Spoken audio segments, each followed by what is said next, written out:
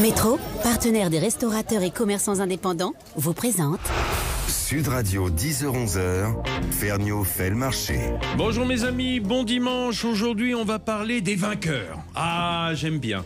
J'aime bien ce que dans la profession, ils tirent tout le monde derrière eux. Et oui, je veux parler des palmarès, des concours, des élections, parce que l'automne, c'est un peu le moment où on met en évidence les meilleurs d'entre nous ou d'entre eux, dans les professions des métiers de bouche, figurez-vous. Et on va commencer avec les métiers autour de la restauration, avec une grande dame, mais pourtant jeune dame de la restauration. Sud Radio, Ferniaud fait le marché. Bonjour Anne Luzin. Bonjour Vincent. Anne Luzin et moi, on se connaît bien. On va faire semblant de se vous voyez quand même. Okay. Anne Luzin, vous êtes la patronne du groupe RHF et notamment du magazine Le Chef. Tout à fait. Qui est vraiment l'organe de la profession. Et depuis combien de temps, Anne, vous n'étiez pas née ? Alors j'étais effectivement pas née. Si j'étais née, mais j'étais toute petite parce que le magazine a maintenant 39 ans. 39 ans, voilà, donc autant vous dire que ça ne date pas d'hier et pendant toutes ces années, votre papa a développé et vous avez repris il y a quelques années maintenant la direction de cette belle maison. Absolument, qui édite notamment le magazine Le Chef, qui est aujourd'hui, je crois, on peut le dire, référent pour les chefs de cuisine. On peut le dire. Et depuis 38 ans, pour être très précis, on organise les élections pour les trophées Le Chef qui ont lieu chaque année en septembre. Oui, et notamment ce fameux prix attendu du chef de l'année, cette distinction que les chefs adorent, parce que grosso modo, pour les chefs, il faut le dire, il y a des étoiles, des tocs, et le prix du chef de l'année. Exactement, c'est une reconnaissance des pairs puisqu'on fait voter la profession, ce qui est assez rare dans cet univers. Donc c'est vraiment la reconnaissance de ses pairs, des professionnels à un instant T d'une carrière, et je crois que ça pour eux c'est vraiment un grand moment d'émotion. Anne Luzin, sans doute ceux qui nous écoutent disent mais je le connais pas ce magazine Le Chef, je le trouve pas dans mon cœur, c'est un magazine professionnel. C'est un magazine professionnel, alors maintenant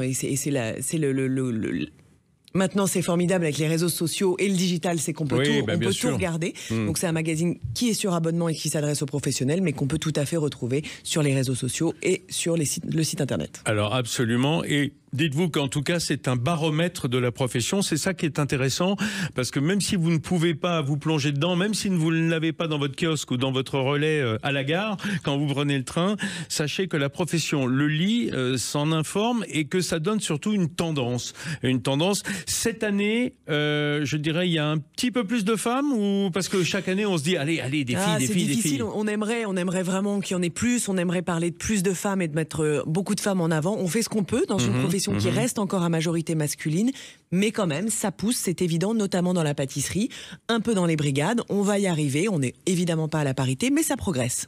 Alors, cette année, élection du prix de la transmission à Régis Marcon, le chef triplement étoilé. Alors, qui d'autre que lui pour la transmission quand on a deux fils aussi talentueux? Exactement, ça nous a paru une évidence. Déjà, il a réussi absolument sa transmission familiale avec Jacques dans les cuisines, avec Paul qui représente la France au Bocuse d'Or en fin de janvier prochain 2025. Et puis la transmission de façon plus globale, c'est quelqu'un qui s'implique énormément dans la profession, qui fait beaucoup dans les CFA, dans les écoles, avec les politiques. Donc c'était tellement évident pour nous. Et pas seulement en cuisine, c'est un obsédé du service en salle.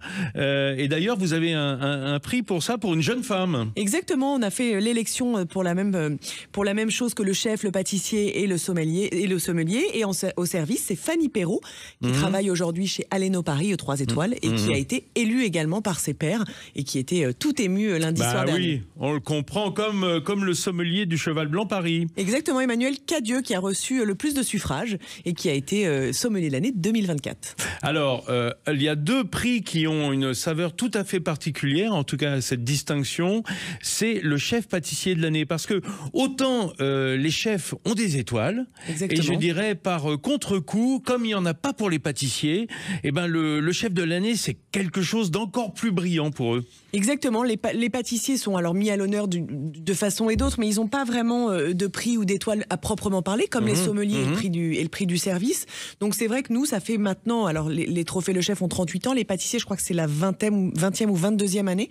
Et donc cette année, encore une fois, la profession a élu celui qui a le mieux représenté la pâtisserie cette année. Et ce Tom est avec nous au téléphone. Vous nous le présentez, Anne Luzin? Je vous le présente avec plaisir. Il est maintenant, depuis plus plus d'1 an sur la Riviera, au grand hôtel du Saint-Jean-Cap-Ferrat, la petite île qu'on connaît. Il est pâtissier là-bas, il était au Burgundy avant à Paris. Enfin voilà, il a un grand parcours et il a été mis à l'honneur par ses confrères et les professionnels pour être pâtissier de l'année 2024. Adopté par le Sud et par la profession, Pierre-Jean Quinonero, bonjour. Bonjour Vincent, bonjour Anne. Bonjour Pierre-Jean. Est-ce qu'elle vous a bien vendu, Anne Buzyn? Elle m'a très bien vendu et sous le soleil du Sud, donc on est plutôt pas mal. Oui, alors Saint-Jean-Cap-Ferrat, c'est une presqu'île prestigieuse, avec énormément de belles villas. C'est peut-être l'endroit le plus luxueux de cette part de la Riviera, là, entre Nice et la frontière. Mais c'est surtout un magnifique hôtel. J'aimerais que vous nous racontiez un peu ce que c'est que la vie d'un pâtissier dans un hôtel de ce prestige, cette taille, parce que ça n'a rien à voir avec juste faire les croissants et les gâteaux. Hein. Non, ça n'a rien à voir. On a vraiment en fait la chance dans des établissements comme le nôtre, vraiment on touche à tout. Ouais. On doit, vraiment en tant que chef, vraiment être à l'aise sur tous les domaines et vraiment essayer de sortir le meilleur de nous à chaque instant. Nous, on part du petit déjeuner qui commence à 6h du matin jusqu'au soir. Donc, du coup, au gastro, on va envoyer des desserts à minuit, 1h du matin. Donc, finalement, nous, en pâtisserie, en boulangerie, notre boulanger arrive à 4h et mes gars finissent peut-être à 2h, 2h30 du matin. Oui, bien sûr. On aurait pu en ce dimanche matin, Pierre-Jean, avoir quelques viennoiseries qui nous venaient de la Riviera. Oui, franchement, ça me gêne un tout petit peu. Moi aussi. J'y penserai avec plaisir la prochaine fois. Dès que je monte sur Paris, je vous prendrai un petit doggy bag. Pierre-Jean Quinonero, alors ça a dû vous faire particulièrement chaud au cœur d'être identifié, reconnu et plébiscité par la profession? Oui, c'était quelque chose de fou, même encore actuellement, je réalise pas. Pour moi, voilà, il y avait vraiment des très très bons pâtissiers sur la liste. J'étais pas du tout dans ma tête prêt à prendre le prix. Pour moi, c'était Anne Coruble. Je l'ai encore dit l'autre jour à Anne parce que j'adore son travail. Pâtissière au Péninsula à Paris. Oui, absolument. Voilà, pâtissière au Péninsula que j'adore et je trouve qu'elle est très fine dans son travail. Et finalement, voilà. Mes pairs et collaborateurs ont voté pour moi, donc c'est vraiment pour moi c'était un goal d'avoir ce titre-là. Comme le disait Anne, ça fait 20-22 ans, donc il y a quand même très peu de chefs qui l'ont eu. Il n'y a que des grands noms dessus. Enfin, vous voyez, Maxime Frédéric, Michael Barthaud, on a François Ferret, oui, franchement, c'est pas de la mauvaise graine. Hein. Et tu nous disais aussi, Pierre-Jean, que c'était aussi assez dingue parce que finalement, ceux qui ont voté pour toi aujourd'hui sont probablement ceux pour qui tu as voté les années précédentes. Et tu as aussi travaillé avec Maxime Frédéric ou Michael Bartocchetti. Ça aussi, c'est assez important. Moi, en fait, c'est des chefs. J'ai grandi quand j'étais commis, c'est déjà chef. Où Maxime venait prendre son premier poste de chef, on a évolué ensemble, on a grandi ensemble, avec Michael aussi. Moi je regardais quand j'avais 18 ans les premiers postes de Cédric Grolet, j'étais comme un fou. Voilà, maintenant c'est devenu des collègues. Quand on se voit, il y a moi la plus belle reconnaissance que je trouve dans mon métier, dans notre métier, c'est vraiment la reconnaissance de mes pairs. Et qui me disent Pierre-Jean, j'adore ton travail, tu fais un travail de fou avec les équipes et tout. Et moi, je réalise pas parce que moi, c'est mon quotidien et je vais pas au boulot, c'est ma passion. Mais vous savez que est folle. Vous savez qu'au chef de l'année, Pierre-Jean, il n'y a pas que le travail qui est récompensé, il y a aussi l'utilisation de l'image dans le bon sens du terme, c'est-à-dire l'impression que vous laissez sur la profession et dans le monde des gourmands.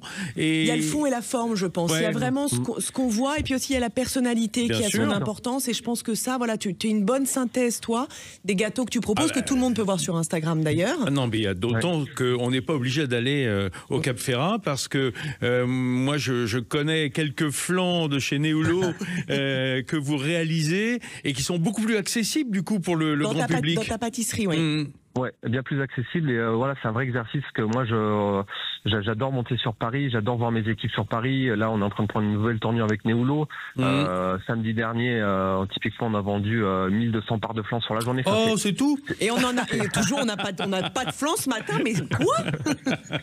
Anne, je montrerai avec un flan complet, si tu veux, avec grand plaisir. Mais je veux dire, voilà, c'est un exercice qui me plaît d'autant plus parce on sort de ce côté palace et on se fait plaisir sur des choses régressives. Sur des flans, des produits simples qui sont sont pour moi l'enfance au final. Mais est-ce que je trouve ça extraordinaire. Est-ce que la pâtisserie, au fond, en un mot, hein, mais parce que vous me parliez d'Anne Coruble, qui est une pâtissière extrêmement créative et parfois, à mon sens, un tout petit peu absconce dans ses choix, en tout cas un peu, je dirais, parcellaire et peut-être disruptif pour les gens qui nous écoutent, alors que le flan, c'est typiquement le dessert régressif. On a besoin de ça aussi en pâtisserie. Ah oui, on a des basiques et moi, ce que j'essaye aussi de retranscrire à l'hôtel, c'est des goûts simples. C'est 1-2 saveurs dans un dessert, ça doit taper dedans. Le client ne doit pas se poser 50 questions, dire ça vient d'où, je comprends pas. T'as raison, Pierre-Jean, une sorte de repère aussi pour le client, oui, une sorte de repère dans ce qu'il voit et dans ce qu'il va avoir en bouche. Exactement, le visuel doit être impactant, mais le goût doit être encore plus fort que ce visuel-là. Et on doit comprendre. Moi, je déteste, vous savez, les desserts ou les plats où il y a une liste de courses incommensurable. Ouais. Il faut et de réfléchir, producteurs parfois avec, qu'on connaît pas. Ouais, exactement. Pierre-Jean, en tout cas, j'invite ceux qui nous écoutent ce matin à aller chez Néoulo goûter votre fameux flan au... Je vais y arriver, hein. Ça, je suis ému quand je parle de flan. Le flan au praliné noisette, qui est quand même un truc un peu dingue, il faut le dire, plébiscité, mais aussi il y a un flan marbré qui est absolument magnifique. Enfin bon, ils sont... Il y en a beaucoup. Ah oui, il y a ce qu'il faut. Merci Pierre-Jean Quinonero. Et encore bravo. Oui, merci bravo. Beaucoup, je vous laisse profiter un tout petit peu encore de ce début d'automne sur la Riviera avec vos clients qui doivent attendre les croissants là à 10h du matin. Merci beaucoup, bonne fin de journée. Allez, bon dimanche Pierre-Jean. Allez, on reste ensemble et on va aller un petit peu plus loin dans ce palmarès avec Anne Luzin. À tout de suite. Pardon, j'ai bugué au début. Et ben voilà. Parfait. Merci beaucoup. Merci Pierre-Jean. Et à bientôt. J'attends le flan. Dimanche matin, 10h. Quand je monte, je t'envoie un message, Anne. Ça marche. Merci beaucoup. Bisous. Bonne journée. Au revoir. Salut. Ah bah moi, c'est le roi de la bafouille, là. Moi aussi, j'ai bugué au début. Tu vois, c'est l'émotion, ça. Il n'y a rien à faire. On va... Appeler Bamban. On va appeler Bamban. Jeban. Tiens, essaye de me faire une petite... après. Bon, on le fera, mais quand je vais m'en aller plus tôt. Oui, mais après ce quart d'heure-là, comme tu vois, on a 5 minutes. Je crois Oui, allô. Oh, il est formidable. Oh, il décroche direct. Bim. Boum. Ah, dis donc, moi, j'admire dans ta vie de dingue. Ça va, Jérôme ? Très bien, merci. Bon, génial. On va pouvoir enchaîner aussi sec avec Anne qui est en pleine forme. Coucou.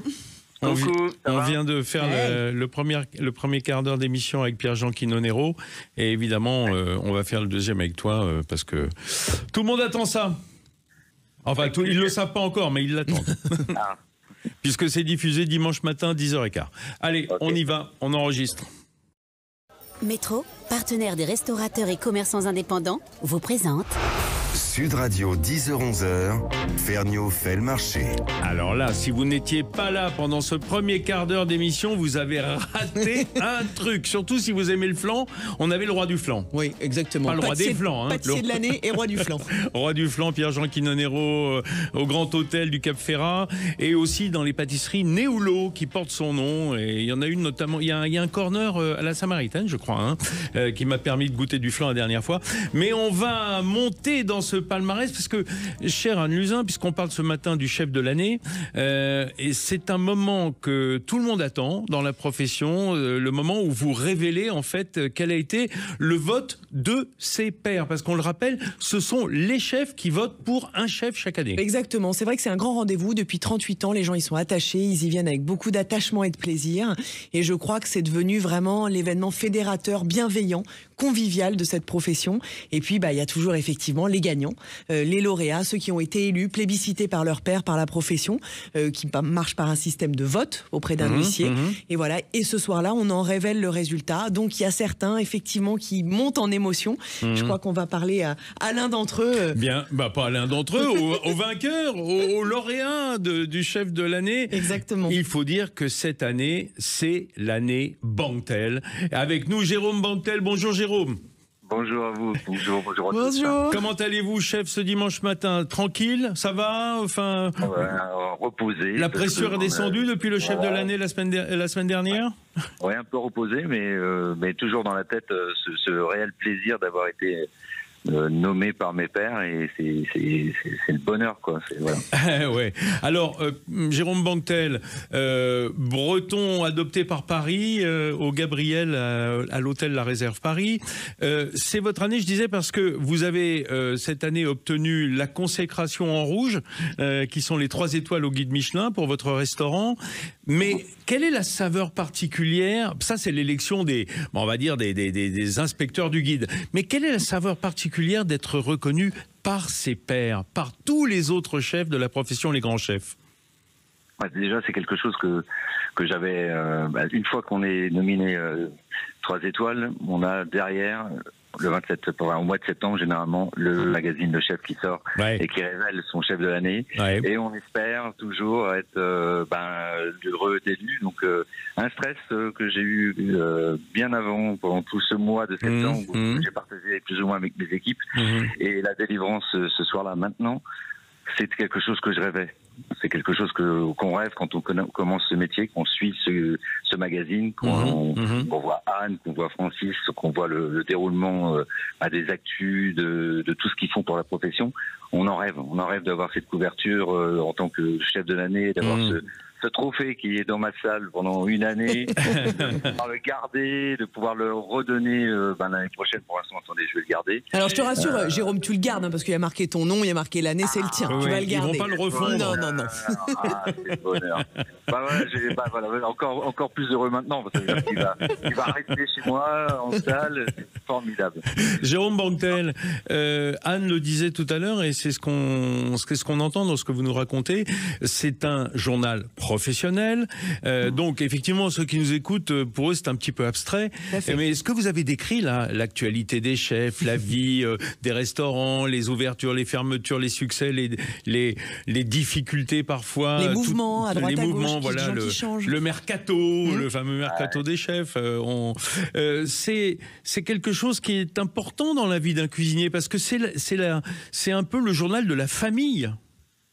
C'est totalement ça. Il nous suit tout le temps. Dès qu'on a des infos, on les envoie à Anne. Quand on risque de bouger ou d'avoir une actu un peu, on le dit aussi. On apprend plein de choses aussi. Il y a ce concours aussi pour les jeunes qui est fait à ce moment-là pour concours espoir, oui, tout à fait. Concours espoir. Et donc déjà, on projette l'année prochaine. Bon, moi, vous pensez au recrutement après. Voilà. Mais je vais donner donc le thème l'année prochaine. Donc ça, c'est un plaisir. Ce magazine. Moi, il a une histoire avec moi en plus. Parce que ce magazine, j'ai fait 2 chefs où c'était compliqué. J'ai travaillé, pour en parler, Anne, mais j'ai travaillé 10 ans avec Bernard Paco. Oui, à l'Ambroisie, absolument. C'était un peu compliqué avec le magazine. Donc, j'ai fait 10 ans. Donc, il a fallu que je me dise, putain, je lisais les magazines, mais en même temps, je pouvais rien faire. Et là, je dis, super, en 2006, je change, je vais voir comment Monsieur Sandorins, et bim, même problème. Bon, donc j'étais super content quand je suis parti de tout ça, et puis que j'ai pu enfin prendre votre envol professionnel, surtout, quoi. Voilà, et puis pouvoir vivre avec ce magazine, qui est plus qu'un magazine, hein, franchement. Quand vous connaissez Anne et Francis, ils le vivent à 100%. Donc c'est quelque chose qui est super. Enfin, tout en cuisine, on parle que de ça, quoi. Le magazine, il est suivi, il est lu. Moi, j'en mets 5 sur le pass. En 5 minutes, il n'y en a plus. Ouais, c'est ma fête. Dis donc, c'est ma fête. Je savais pas ce dimanche. C'est trop chouette. Elle est blush. Elle a les joues toutes rouges, Anne. Voilà. Puis c'est un magazine qui circule dans toute la France. Anne fait énormément de tables, elle va voir un peu tout le monde, elle donne un actu sur tout le monde. Ça pour être au restaurant, elle est au restaurant, Anne. Hein. Et pourtant, elle garde la ligne, c'est extraordinaire. Elle essaye. Ouais. Pourtant, elle donne pas de restrictions, donc elle est contente de venir chez moi et ça me fait plaisir. Jérôme, il y a une question que doivent se poser les gens qui nous écoutent, parce qu'il y a une grande différence entre être un indépendant quand on est chef avec son restaurant et quand on travaille pour un groupe hôtelier, hein, ce qui est beaucoup le cas de la grande restauration en France, enfin souvent. Très honnêtement, parce que vous me parliez un peu de cette liberté retrouvée en quittant vos grands mentors qui ont été Sindrin et Bernard Pacot. Franchement, à travailler dans un groupe hôtelier, est-ce qu'on a une totale liberté? Est-ce qu'aujourd'hui vous faites votre cuisine? Alors, ça, c'est quelque chose que j'ai toujours dit depuis que je suis arrivé dans cette maison. J'ai un propriétaire qui me laisse faire ce que j'ai envie de faire en cuisine. Personne ne goûte, personne ne décide à ma place. C'est important quand on a envie de prendre son envol, de ne pas être bridé, hein? Mais déjà pour soi-même, pour créer, pour être à l'aise avec avec le quotidien, avec nos équipes. Il faut pas être brimé en quoi que ce soit. Donc non, j'ai eu cette chance-là, je l'ai toujours, et c'est ça qui me fait vivre le matin dans ma cuisine. Ça vous réussit, hein? Oui, c'est ce que j'allais dire. Aussi, surtout. Ce qui est chouette, c'est que ça a été payant. C'est payant, mais c'est beaucoup d'années de travail et enfin récompensé, oui. J'en suis heureux. J'en suis heureux d'avoir 2 récompenses très importantes cette année, qui sont Guide Rouge et puis celle de l'année, qui sont 2 choses complètement différentes, avec une sélection guide qui où tous les ans on se remet en question, et puis là, il n'y a pas de nominé, donc c'est un nom qu'il faut mettre sur un carton que j'ai mis pendant des années et qui enfin... Et vous avez voté pour vous cette année? Le vote est anonyme, on le dit pas. Enfin, après tu peux le dire. Mais... C'est comme dans l'isoloir, on le dit pas. J'ai tellement voté pour des copains avant. Oui, voilà. Quand même, c'était le moment, Jérôme. Encore un mot pour vous demander, parce que là on touche du doigt vraiment l'âme du chef, je dirais, sa façon de travailler. Qu'est-ce que, entre 2 étoiles Michelin et pas chef de l'année, et cette année où vous avez cumulé les deux bâtons de maréchal, quelle est la différence dans votre mental et dans votre façon de cuisiner? 2 fois, c'est une libération.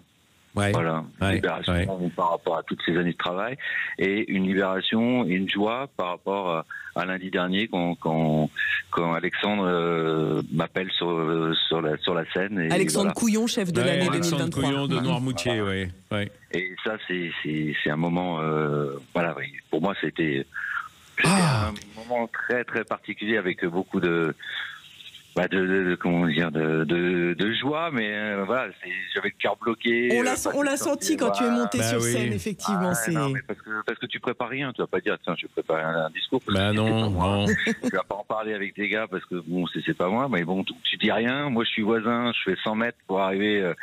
Ça, c'est sûr, c'était pas loin de traverser les jardins des Champs-Élysées. Donc là, tu arrives, tu dis bon, allez, est-ce que c'est moi, est-ce que c'est pas moi? Voilà, donc on vous a rien dit avant du tout, c'est tenu secret. Non, et puis surtout, il faut le dire, et tu l'as très bien dit sur scène, il y avait aussi cette année un autre 3 étoiles qui est Fabien Ferret à l'hôtel du Castellet. Absolument. Donc effectivement, qui a remplacé Christophe Baquet, qui a pris son indépendance. Et on aurait pu avoir ce doute. Enfin, il y a eu ce doute jusqu'au bout. Bien sûr. Ouais, mais bon. Et puis c'était son année aussi. Bien sûr. Mais enfin, il faut qu'il fasse ses preuves un petit peu quand même. Il a récupéré 3 étoiles. C'est pas tout à fait. C'est pas. C'est aussi 3 étoiles. C'est un super chef. C'est un super chef. Et puis vous, on peut dire qu'au fond, vous êtes un Breton, vous n'êtes pas une grande gueule, Jérôme. Vous avez beaucoup de pudeur. C'est un besogneux créatif. Et donc, on l'a senti quand vous êtes monté sur scène recevoir votre trophée. Voilà. Ça valide, ça valide, et ça vous libère. Maintenant, vous faites sans complexe la cuisine que vous voulez, et s'ils ne sont pas contents, c'est le même tarif. Voilà. Ouais, on va pas jusque-là, mais c'est à peu près ça. Ok. Plus de liberté, en tout cas. Merci beaucoup, Jérôme Banquetel. Je le rappelle, à la Réserve Paris, restaurant Le Gabriel, mais il y a aussi un très bon autre restaurant. La Pagode de Cos. Absolument, du nom du deuxième vin de Cos d'Estournel, dont le propriétaire de l'hôtel est également propriétaire. C'est ça l'histoire? Voilà. C'est une belle histoire entre cuisine et vin. Merci Jérôme. À très bientôt. Et une très belle année à vous. Profitez bien. Merci beaucoup Anne Luzin d'avoir été avec moi ce matin. Avec plaisir, c'est toujours très sympa de partager ce palmarès et de revivre un peu. On a l'émotion quand même quand on a les gens au télé comme ça avec nous et qui nous racontent un peu. Bah l'année prochaine alors. Rendez-vous pris. Allez, c'est fait. Nous, on se retrouve tout de suite avec un autre palmarès. Beaucoup plus jeune, dans les métiers de bouche. Enfin, on reste un peu dans l'ambiance quand même. Métro, partenaire des restaurateurs et commerçants indépendants, vous présente... Sud Radio, 10h-11h, Ferniaud fait le marché. Allez mes amis, on continue dans cet automne des palmarès, des concours, des compétitions, de l'excellence. Et on va laisser un petit peu les chefs, pâtissiers et cuisiniers. Et on va s'occuper de jeunes, figurez-vous, de jeunes dans les métiers de bouche et dans la charcuterie. La charcuterie étant un métier de bouche, on y a droit. Et on est avec le patron au téléphone. Sud Radio, Ferniaud fait le marché. Bonjour Président Mauvigné.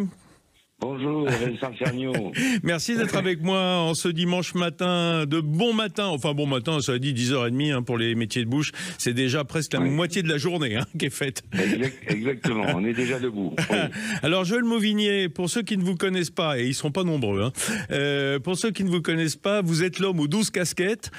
Vous êtes à la fois mof charcutier traiteur à Mérignac, à côté de Bordeaux.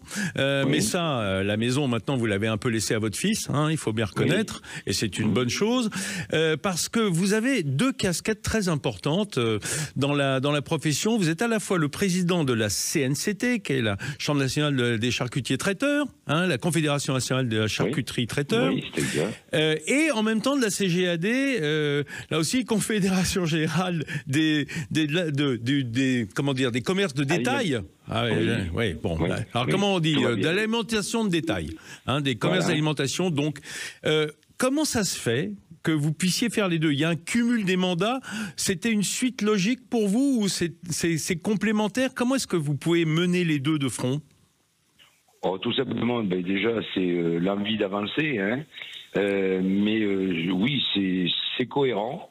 C'est cohérent, c'est-à-dire que la CGAD, ça porte 18 professions, donc 18 confédérations, et être président de la CGAD, c'est automatiquement être président d'une confédération. Donc oui, c'est un cumul de mandats, mais dans le même sens, au fond, dans les mêmes métiers.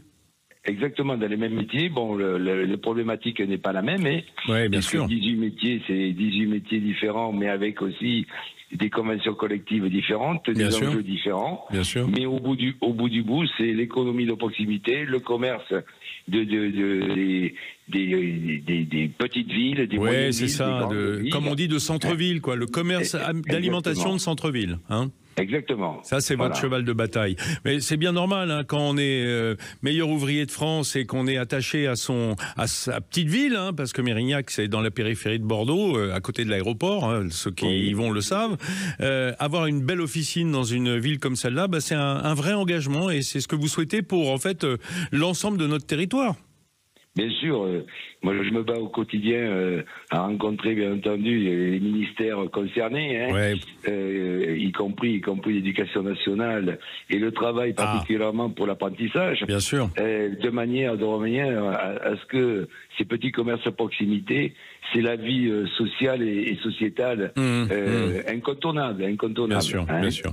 Alors coup sur coup, là, en 2 semaines, vous avez remis les prix de ce qu'on appelle les Rabelais des jeunes talents. Les Rabelais, c'est pour récompenser à la CGAD les meilleurs jeunes dans les 13 professions qui étaient concernées. Ça a été un magnifique palmarès, on va en dire un mot. Et coup sur coup, vous avez fait le Grand Prix de France de charcuterie au CEPROC, qui est l'école parisienne de charcuterie. Qu'est-ce qui a gagné alors? Qu'est-ce qui a remporté ce Grand Prix de France? Le Grand Prix de France de charcuterie a été remporté par quelqu'un de l'Île-de-France, Kevin Gallarme, qui a quand même concouru, qui concourt depuis une bonne quinzaine d'années, puisqu'il a commencé par le meilleur pâtissier de France. Et donc cette année, il est devenu champion de France de la charcuterie artisanale. Voilà. Ah oui, c'est avec un très beau buffet que vous avez eu l'idée, parce que j'avais la chance d'être à la remise des prix, que vous avez eu l'idée de faire déguster à ceux qui sont venus pour écouter, retrouver ce palmarès, parce que généralement les pièces de présentation, hein, avec des pâtés croûtes, avec des pièces de dégustation de traiteurs, c'était magnifique. Et ben généralement c'est un peu bazardé après les concours. Oui, bien là j'ai réorganisé un petit peu, parce que c'est à chaque fois on me dit mais qu'est-ce que vous faites de ça? Mais quand un buffet est exposé 5-6 heures avec la chaleur qu'il y a, c'est difficile de dire que la sécurité alimentaire est à 100%. Et donc cette fois-ci, j'ai organisé de manière, vous l'avez vu, à pouvoir conserver, voilà, donc exposition très rapide de 45 minutes avec une notation derrière, et immédiatement les invités pouvaient déguster les buffets. Voilà. C'était super, c'est une super idée. C'est vrai que pour moi qui anime depuis 25 ans, par exemple, le Bocuse d'Or, et vous avez la World Catering Cup juste à côté, enfin le jour d'avant, on se dit toujours, on aimerait que le public puisse goûter. Et là, vous avez un peu joint l'utile à l'agréable, et c'est une belle chose. Et en tout cas, bravo à Kevin Gallard. Un mot encore, parce que je sais que vous êtes débordé le dimanche matin, c'est normal. Je voudrais qu'on parle des Rabelais. Les Rabelais, c'est 13 professions. Et dans ces métiers de bouche, c'est pas toujours des professions qui sont récompensées, comme caviste, par exemple, hein, ou poissonnier. Et là, c'est 3 jeunes à chaque fois qui sont identifiés dans chaque profession, de toute la France. Alors, oui, tout à fait. Donc, on les identifie. Bon, la majorité... Ils ont gagné le concours de meilleure pâtis de France. Le MAF. Ou alors c'est le podium, 1, 2, 3.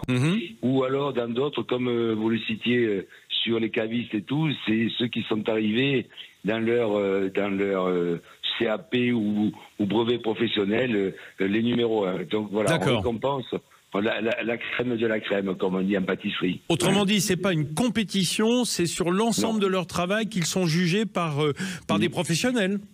Exactement. Donc c'est une cérémonie officielle des Rabelais. Hein. On sait ce que c'est que Rabelais. Et ces jeunes-là, en début d'année, on les amène à l'Élysée. Voilà, ils sont reçus par le président de la République. Ah, ça c'est quelque chose. Il n'y a pas que les mofs, quoi, comme vous, qui êtes reçus. Du coup, c'est normal. Hein. Il faut montrer la voie aux jeunes. Bien sûr. Mais est-ce que c'est un ascenseur vers ça, vers les brevets de maîtrise et vers peut-être la route des mofs? En tout cas, quand on est MAF, meilleur apprenti de France, on a envie de devenir meilleur ouvrier de France. Oui, bien sûr. Donc c'est le pied à l'étrier. Hein. Voilà. Alors je dis pas que les 100% des 38 jeunes qu'on a récompensés iront au bout, mais une grande majorité, ils le disent, ils veulent poursuivre cet ascenseur social. Et souvent quand ils sont soutenus par leur patron aussi, les maisons dans lesquelles ils travaillent. Voilà, donc il y a le soutien du patron, il y a le soutien aussi de la famille, hein, parce que bien sûr, il y en a certains qui sont déjà en couple. Il y a des sacrifices à faire, oui. Voilà, et donc il y a des sacrifices, mais au bout du bout, si on veut s'élever dans ce monde cruel, je pense que c'est une bonne voie. Bon, je vous invite à aller voir le site des Rabelais qui est très bien fait, hein, qui présente cette trentaine de jeunes qui ont été récompensés. 28, je ne sais plus exactement, mais je crois que c'est autour de ça. 38. Alors bon, alors il y a un beau palmarès en tout cas, dans 13 professions autour des métiers de bouche, des commerces de détail. Comme ça, vous verrez de beaux visages de la France qui gagne. Ça fait plaisir quand même, hein, dans des temps troublés, de voir des jeunes qui se battent pour leur métier. Merci beaucoup, Président Mouvignier, d'avoir été avec nous ce matin sur Sud Radio. Et j'espère qu'on se retrouve bientôt, toujours pour des bonnes nouvelles avec vous. Merci Vincent, merci. À bientôt. Bon dimanche. Bon dimanche. Et nous, on continue dans les palmarès d'exception dans une minute, tout de suite après la pause. Métro, partenaire des restaurateurs et commerçants indépendants, vous présente... Sud Radio, 10h-11h, Ferniaud fait le marché. Dites donc les amis, vous avez remarqué que j'ai la frite ce matin, là, ce dimanche matin? La frite, je l'ai depuis une semaine. J'ai eu la chance d'être le week-end dernier à Arras pour le championnat du monde de la frite. Ne me dites pas le contraire, tout le monde aime la frite, non? Bah oui, bien sûr, tout le monde aime la frite, mais la bonne frite. Et j'ai pu goûter et même sélectionner et même voter pour la meilleure frite du monde. Ça tombe bien, on a celui qui l'a fait avec nous ce matin à l'antenne. Sud Radio, Ferniaud fait le marché. Par téléphone depuis Angers, bonjour Alexandre Legault. Bonjour Monsieur Ferniaud. Alexandre Legault, la moitié de l'équipe Legault, puisqu'il était venu à Arras en compagnie de son frère William, et à deux vous êtes bien tenus les côtes. C'est marrant d'ailleurs, il y avait aussi les frères Broutier, qui étaient eux de la région. Il y avait deux équipes de deux frangins, c'était bien sympathique. Ouais, il y avait une super ambiance en tout cas entre tous les concurrents, et la compétition a été très rude en tout cas.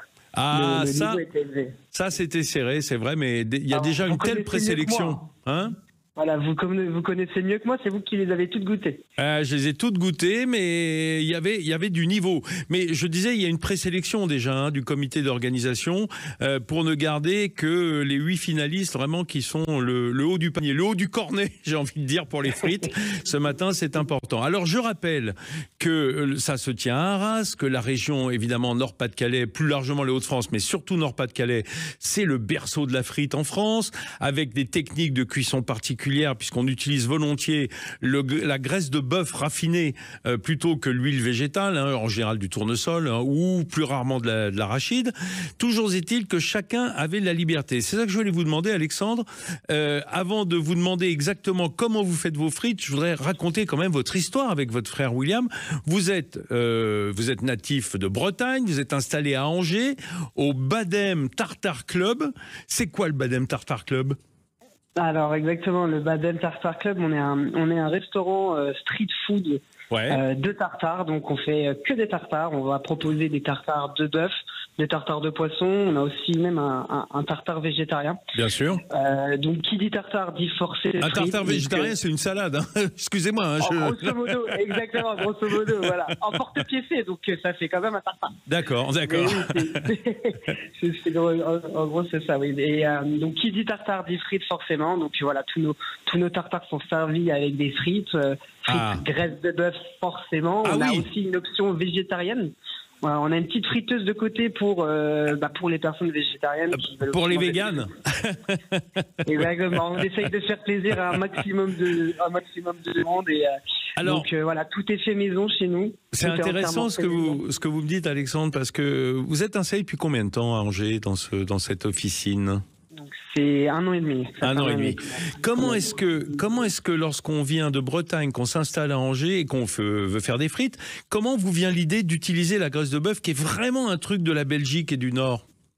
Alors en fait, nous on a monté notre restaurant dans l'optique, on voulait faire les meilleures choses, essayer de proposer les meilleures choses à nos clients, et on s'est dit on va faire des frites. Où est-ce qu'on trouve les meilleures frites ? Dans le Nord et en Belgique, donc on va suivre à la lettre leur façon de faire. Vous êtes parti en virée de zigane avec votre frère, manger de la frite pendant un an.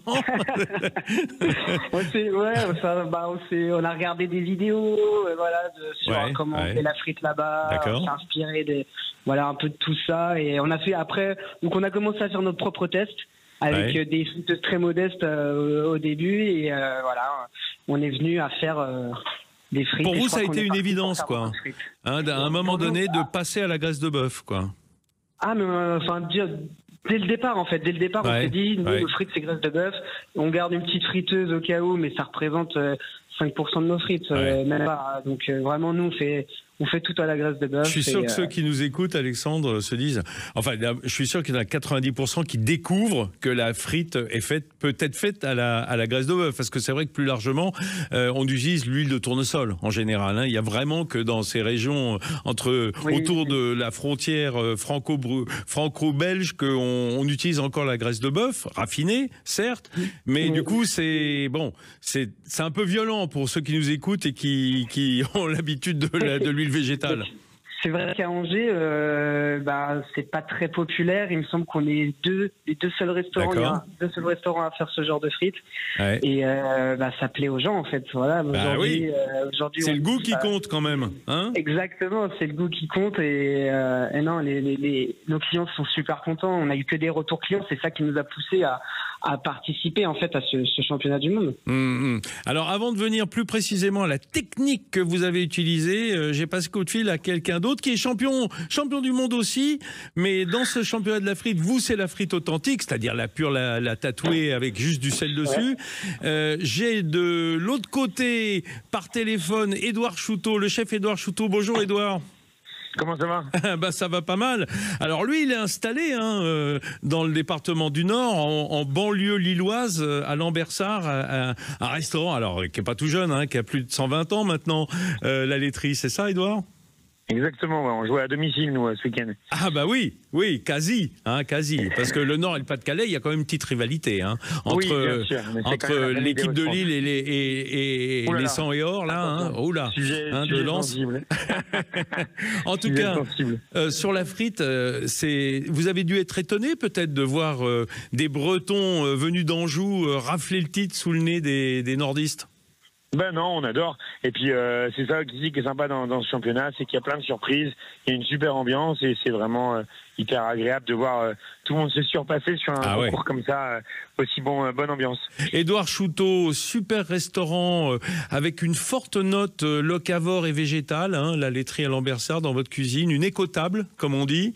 Mais pourtant, qu'est-ce qui vous a donné envie, vous, d'aller vous frotter à des on va dire à des chefs de street food, de food trucks, c'est un peu varié, divers et varié le championnat. Ah oui, c'était dangereux un peu, mais ça me faisait plaisir. Je trouve qu'on a la chance. Depuis moi, je suis pas de la région. Moi, je suis arrivé il y a 4 ans à Lille pour ouvrir ce restaurant.